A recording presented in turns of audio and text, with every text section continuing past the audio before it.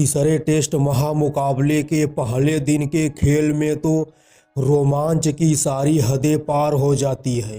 Lord's का ऐतिहासिक stadium खचाखच दर्शकों से भरा हुआ था। पहले और दूसरे टेस्ट महामुकाबले की तरह तीसरे टेस्ट महामुकाबले में भी इंग्लिश कप्तान बेन स्टोक्स टॉस जीत जाते हैं।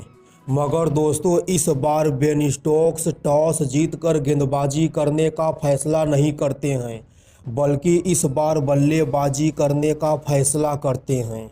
दोस्तों, दूसरे टेस्ट महामुकाबले में टीम इंडिया की प्लेइंग 11 से बाहर रहने वाले जसप्रीत बुमराह की तीसरे टेस्ट महामुकाबले में वापसी होती है। और दोस्तों, क्रिकेट के मैदान पर वापसी करते ही बूम बूम बुमराह ने क्या गजब की गेंदबाजी करी।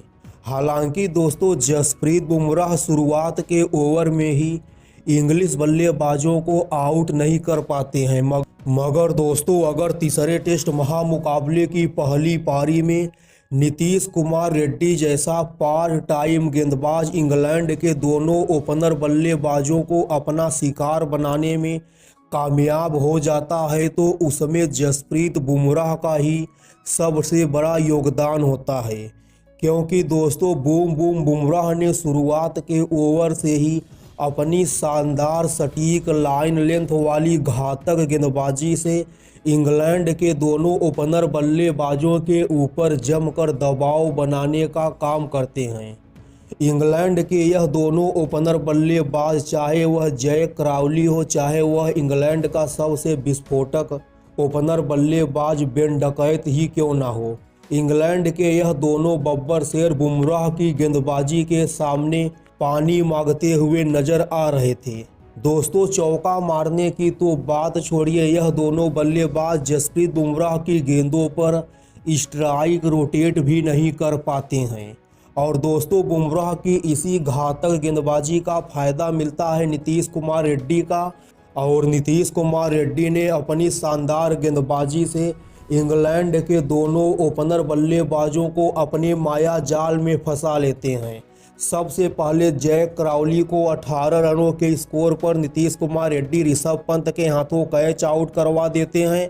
उसके बाद दोस्तों, इंग्लैंड का सबसे विस्फोटक बल्लेबाज बेन डकैत भी क्रिकेट की 22 गज की पट्टी पर ज़्यादा देर तक तबाही नहीं मचा पाते हैं और नीतीश कुमार रेड्डी की एक शानदार गेंद पर बेन डकैत के बल्ले का बाहरी किनारा लेते हुए गेंद ऋषभ पंत के दस्ताने में चली जाती है।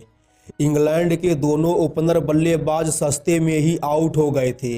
दोस्तों, ओली पॉप और जो रूट, इंग्लैंड के यह दो शानदार बल्लेबाज काफ़ी हद तक भारतीय गेंदबाजों की खूब धुलाई करते हैं।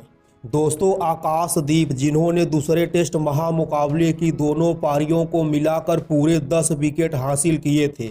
मगर दोस्तों, लॉर्ड्स के इस ऐतिहासिक मैदान पर तीसरे टेस्ट महामुकाबले की पहली पारी में आकाशदीप अपनी गेंदबाजी से कोई छाप नहीं छोड़ पाते हैं।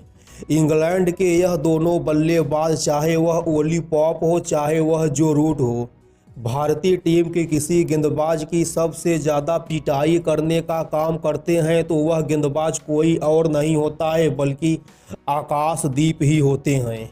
हालांकि दोस्तों, ओली पॉप भी ज़्यादा देर तक क्रिकेट की 22 गज की पट्टी पर नहीं टिक पाते हैं और ओली पॉप 44 रनों की शानदार पारी खेलकर रविंद्र जडेजा की गेंद का शिकार हो जाते हैं। ओली पॉप के आउट होने के बाद इंग्लैंड का सबसे खतरनाक बल्लेबाजों में से एक बल्लेबाज हैरी ब्रूक मैदान पर आता है। हालांकि दोस्तों, तीसरे टेस्ट महामुकाबले की पहली पारी में हैरी ब्रूक भी ज़्यादा देर तक मैदान पर नहीं टिक पाते हैं और जसप्रीत बुमराह की एक शानदार गेंद पर हैरी ब्रूक चारों खाने चित हो जाते हैं और सिर्फ 11 रनों के निजी स्कोर पर क्लीन बोल्ड हो जाते हैं। दोस्तों, हैरी ब्रूक के आउट होने के बाद जो रूट को साथ मिलता है अंग्रेजी कप्तान बेन स्टोक्स का। और दोस्तों, तब क्या, जो रूट और बेन स्टोक्स मिलकर भारतीय गेंदबाजों की जमकर खबर लेने का काम करते हैं। दोस्तों, जहां जो रूट अभी भी 99 रनों की शानदार पारी खेलकर क्रिकेट की 22 गज की पट्टी पर अभी भी नाबाद है। वहीं दोस्तों अंग्रेजी कप्तान बेन स्टोक्स भी 102 गेंदों का सामना करते हुए 39 रनों की शानदार पारी खेलकर अपने सुपरस्टार बल्लेबाज जो रूट का बखूबी साथ भी निभा रहे हैं। दोस्तों हिंदुस्तान का हर एक गेंदबाज, चाहे वह मोहम्मद सिराज हो, चाहे वह आकाशदीप हो, चाहे वह रविंद्र जडेजा हो, चाहे वह वाशिंगटन सुंदर हो, जसप्रीत बुमराह को छोड़ दिया जाए तो तीसरे टेस्ट महामुकाबले की पहली पारी में भारत का हर एक गेंदबाज उतना छाप नहीं छोड़ पाता है। दोस्तों तीसरे टेस्ट महामुकाबले के पहले दिन का खेल समाप्त होने के बाद अंग्रेजी टीम 4 विकेट के नुकसान पर 211 रन बना ली है।